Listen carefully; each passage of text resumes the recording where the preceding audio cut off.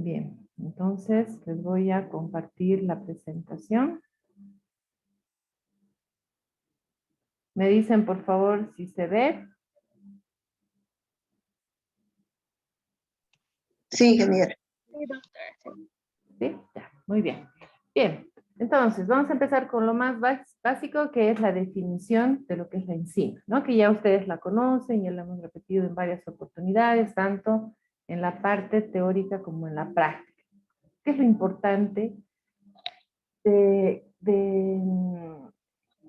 relacionar este concepto con todo lo que vamos a ir viendo? Importante no olvidarnos que es un catalizador, ¿no es cierto? Sabemos que las enzimas son catalizadores biológicos y se encuentran en diferentes partes o fuentes que las podemos encontrar, incluyendo para el funcionamiento de nuestro organismo. Ahora, hablando ya desde un punto de vista más químico, ¿ya?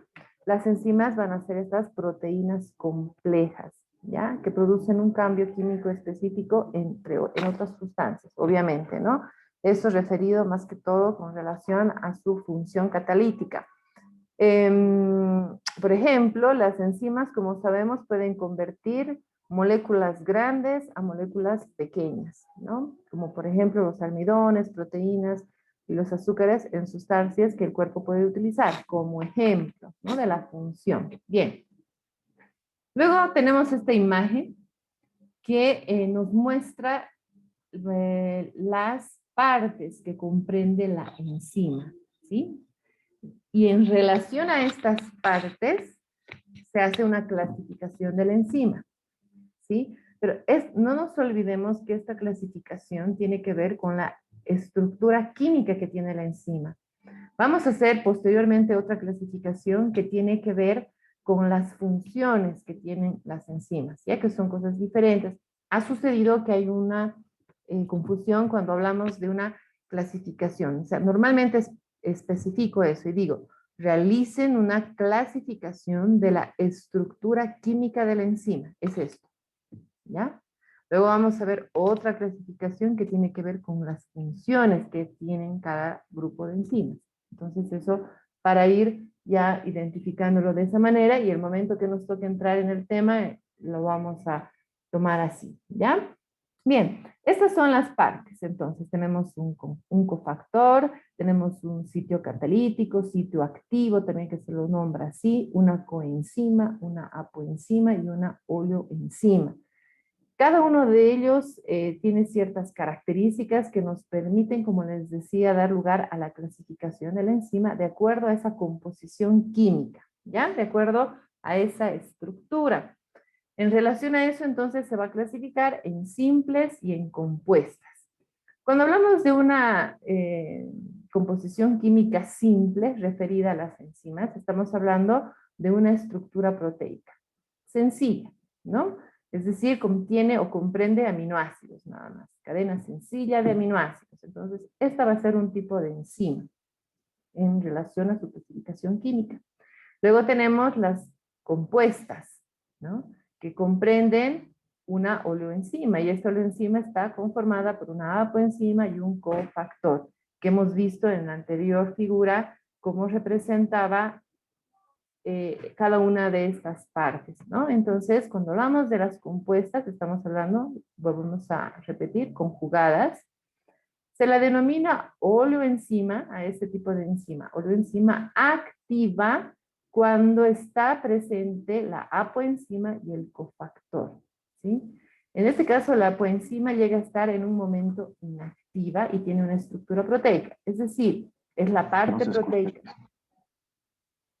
¿No me escucha nadie o solamente Sergio? Se escucha medio entrecortado, doctora. En la parte de donde estaba terminado las soloenzimas, ahí se ha cortado. Ya. Muy bien, a ver, denme un segundito, vamos a ver aquí.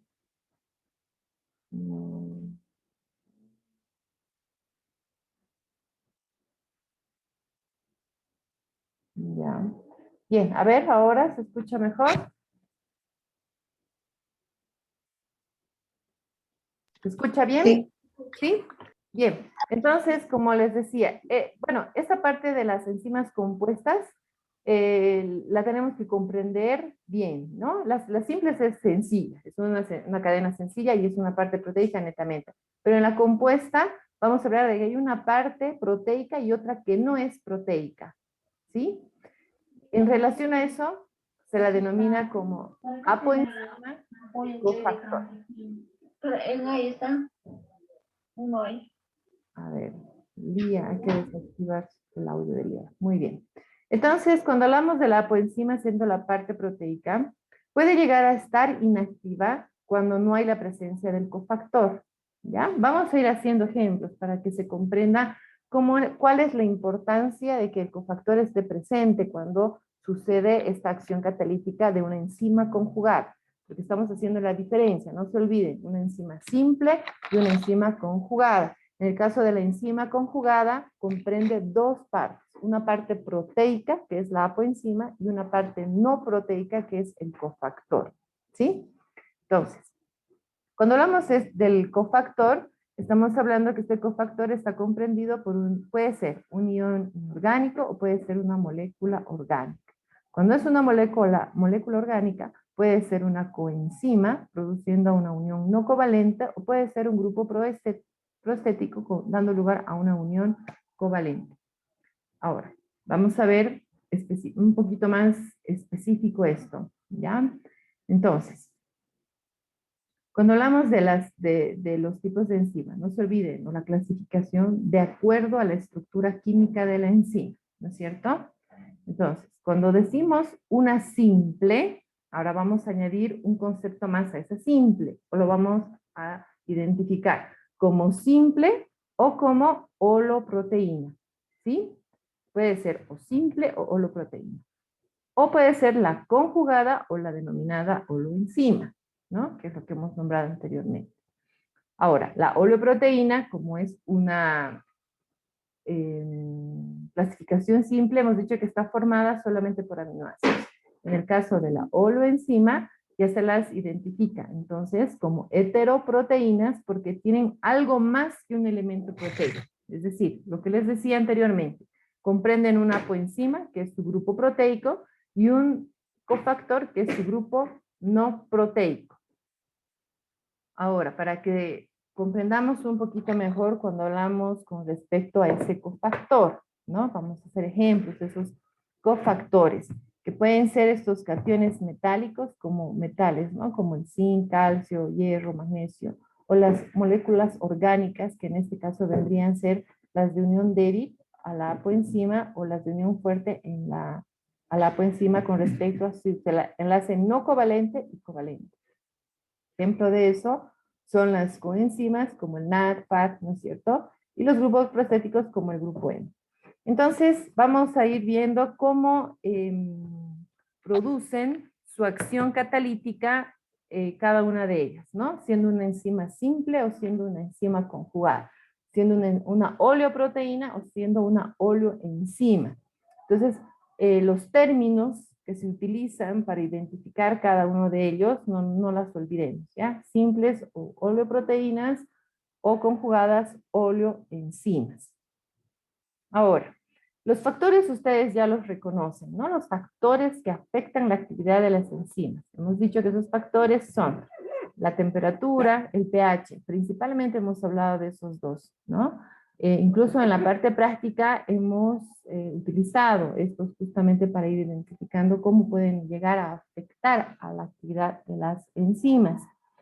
Luego están algunos cofactores y coenzimas que pueden llegar a afectar la actividad de la enzima, la concentración del sustrato, pueden haber inhibidores y algunos mecanismos reguladores también. Por lo tanto, haciendo más referencia con respecto a la estructura química que comprende a la enzima y en relación a eso, cómo va a llegar a afectar estos factores en la actividad de las enzimas, está este gráfico que ustedes tienen aquí, ¿sí?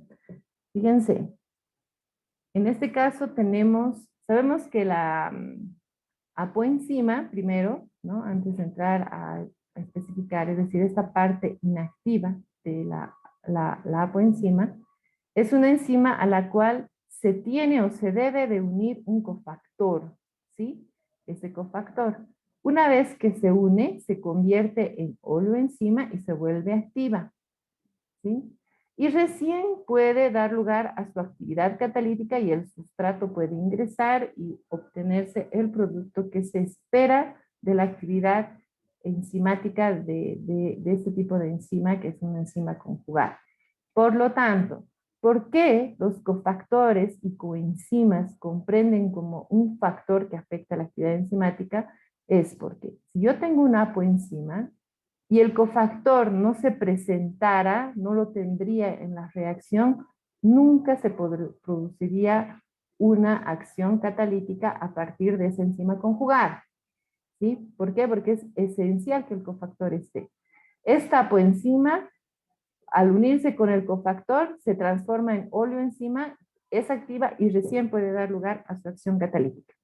Es decir, ¿es esta clasificación o esta? Estamos diciendo que la apoenzima y su cofactor, ambos tienen que estar unidos, la apoenzima más el cofactor, para producir la acción activa denominada oleoenzima. Y en relación a esto, recién puede producir su actividad catalítica esta enzima. ¿Sí? Si no comprende esa parte, si no hay un cofactor, entonces la enzima se vuelve inactiva. ¿Ya? Entonces, por eso se la denomina un cofactor. Un factor que va a afectar la actividad enzimática. Y el cofactor son todo esto que estamos nombrando, un ion inorgánico, una molécula inorgánica, que están aquí los ejemplos, ¿no? Para que se comprenda. Por lo tanto, una enzima conjugada necesita de un cofactor que pueda llegar a tener estas características, ya sean estos cationes metálicos, estas moléculas orgánicas, para que recién pueda activar a la enzima y esta pueda generar su actividad catalítica como oleoenzima. ¿Sí? ¿Cuál es la importancia de conocer esto? Porque es importante que ustedes identifiquen cuándo es una enzima conjugada y cuándo es una enzima simple. Cuando pasemos a ver clasificación de función más específica de las enzimas, ustedes tienen que ir identificando cuál es la forma de acción de esa enzima y en relación a esto, obviamente, identificar si esta es una enzima conjugada o una enzima simple, ¿no? Por decirles, hay una enzima que va a necesitar un cofactor, como por ejemplo un ion metálico como el zinc. Si no está presente, no se va a producir la reacción, entonces ya nos identifica que es una enzima conjugada dentro de una clasificación mucho más compleja. Bien, vamos a seguir viendo para que se comprenda cada vez más.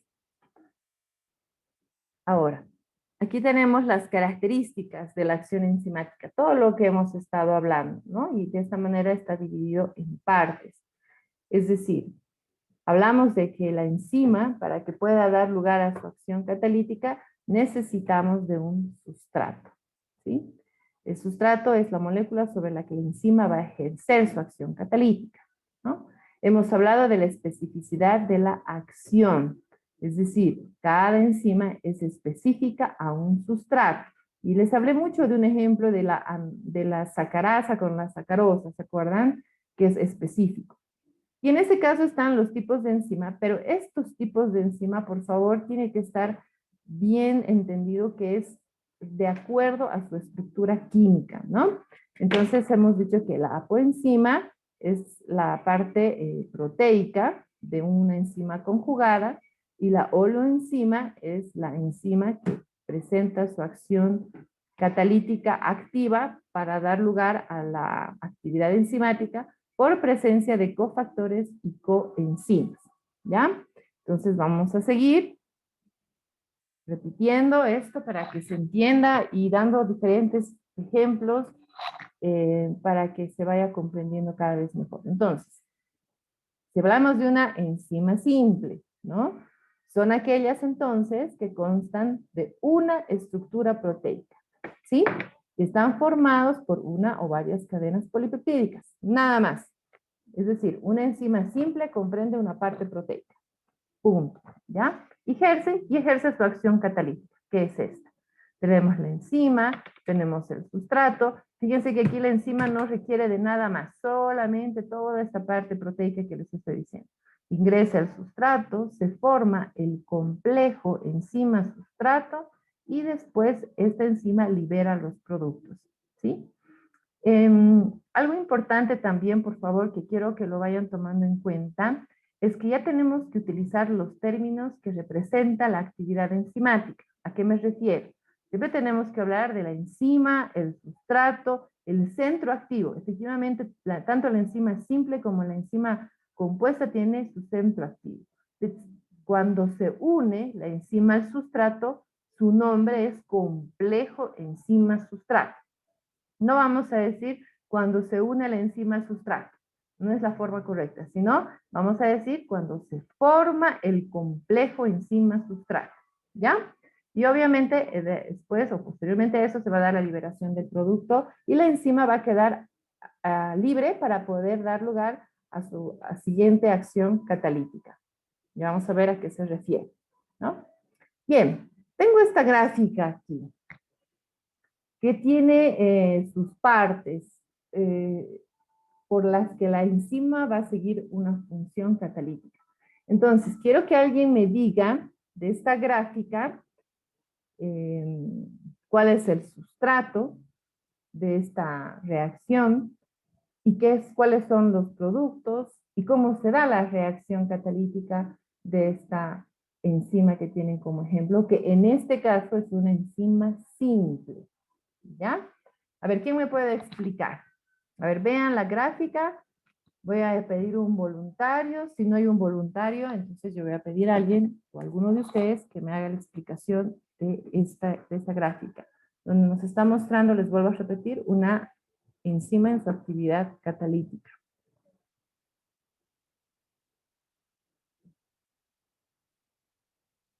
Lice, el sustrato serían las fructosas y glucosas. No. No, no sería esa el Entonces, producto del sustrato. la sacarosa. A ver, lo que quiero es que lo analicen y después me digan, ¿ya? No vayamos adivinando.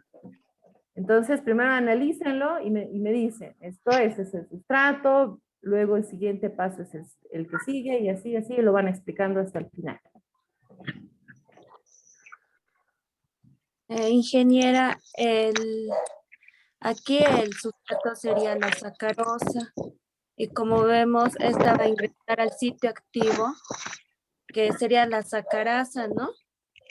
Que aquí vemos que se va a formar el complejo enzima sustrato, porque se va a unir el sustrato, que es la sacarosa, al sitio activo de la sacarasa. Y se forma el complejo enzima sustrato. Después se va a producir se va a formar el producto y estos luego se van a liberar, se van a liberar en glucosa y fructosa. Así la enzima, que va a ser la sacarasa, va a quedar libre, que sería el último paso, donde dice sitio activo, estos van a quedar libres otra vez. Exacto. Bien, perfecto. Muy bien explicado, Cecilia. Eso sí, esta enzima efectivamente es la sacarasa, porque aquí tenemos el sustrato que es la sacarosa, como bien lo he explicado. Tenemos el sitio activo. Entonces, el primer paso es que la enzima, o mejor dicho, el sustrato se una a la enzima formando el complejo enzima-sustrato, ¿no es cierto? Entonces, el sustrato se une al sitio activo de la enzima, ¿sí? En algunos casos, o en la mayoría de los casos, hay una liberación de una molécula de agua en el momento que se da el rompimiento, porque cuando hay una hidrólisis, ¿no? Se produce una molécula de agua, el sustrato se convierte en un producto, y en ese momento se lo denomina como complejo enzima-producto, ¿sí? Tenemos que diferenciar enzima-sustrato cuando el sustrato se une al sitio de la enzima, al sitio activo de la enzima. Y se llama complejo enzima-producto cuando el sustrato se convierte en producto. Y es aquí donde los productos son liberados, que en este caso efectivamente como productos tenemos la fructosa y la glucosa, y la enzima queda libre para nuevamente tomar otra molécula, o en este caso otro sustrato de sacarosa y seguir, ¿sí? Entonces, la actividad enzimática es cíclica, ¿ya? Viene un ciclo que cumple, termina, vuelve a ingresar otro sustrato, ¿no? Termina, vuelve a ingresar otro sustrato hasta que se termine todo el sustrato que representa la reacción, ¿sí? Y eso es muy importante que se comprenda para que vayamos viendo o dando lugar a ciertas gráficas que vamos a ver, ¿ya? Entonces, no se olviden que aquí tenemos la enzima y puede haber una cantidad aquí de sustratos, ¿sí? Entonces la enzima hace su ciclo, vuelve al inicial, queda libre y otra vez vuelve a tomar el sustrato. El mismo camino que hemos nombrado. Esto en relación, entonces, no se olviden a una enzima simple, ¿sí? Que en este caso solamente comprende en su estructura química un centro activo, que ya vamos a ver de qué está compuesto también es dentro del centro activo. Bien, eso en cuanto a las enzimas simples. Ahora vamos a ver lo que son las enzimas conjugadas, que ya conocemos su estructura química, que también hemos dicho que son llamadas enzimas. Poseen una estructura donde una parte es proteica y la otra no es proteica. La no proteica se la denomina como cofactor y la proteica se la denomina como apoenzima, ¿ya? Entonces, para que estas enzimas actúen como catalizadores, que estamos diciendo que es la función específica de cada una de ellas, es necesario que la apoenzima se una al cofactor, lo que les había dicho, ¿sí? Entonces, aquí tenemos la apoenzima. Esta apoenzima no puede generar ninguna actividad enzimática. Nosotros podemos presentarle aquí un sustrato y no va a suceder nada. ¿Por qué? Porque está incompleta esta enzima, denominada en este caso apoenzima. No tiene su centro activo listo para poder producir su acción catalítica.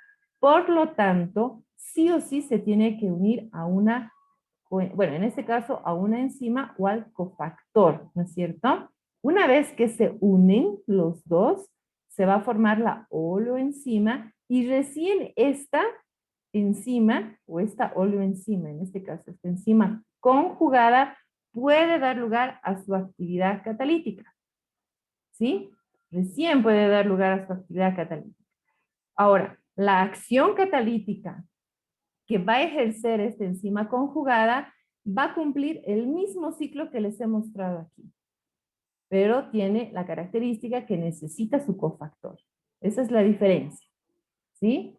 Una vez que comprende su cofactor, puede realizar esta acción o este ciclo de la misma forma, aceptando al sustrato, uniéndose obviamente el sustrato a su centro activo, formando el complejo enzima-sustrato y dando lugar a que el sustrato se convierta en producto, formando el complejo enzima-producto, liberando los productos, ¿no? Entonces, lo mismo va a suceder, nada más que con esta diferencia importante, que una enzima conjugada sí o sí necesita a un cofactor, ¿sí?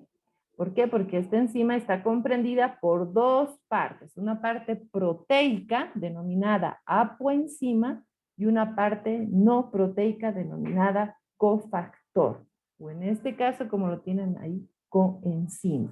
Una vez que se unen los dos, recién puede aplicarse la acción catalítica y se la denomina como oloenzima y esta puede recién producir su actividad catalítica, ¿no? Aquí va su centro activo, va a estar listo para dar lugar a su acción catalítica. Aquí no, no se olviden, aquí no hay acción catalítica. La enzima es inactiva y aquí es activa. ¿Por qué? Porque necesita su cofactor. Esto en el caso de las enzimas conjugadas, ¿sí?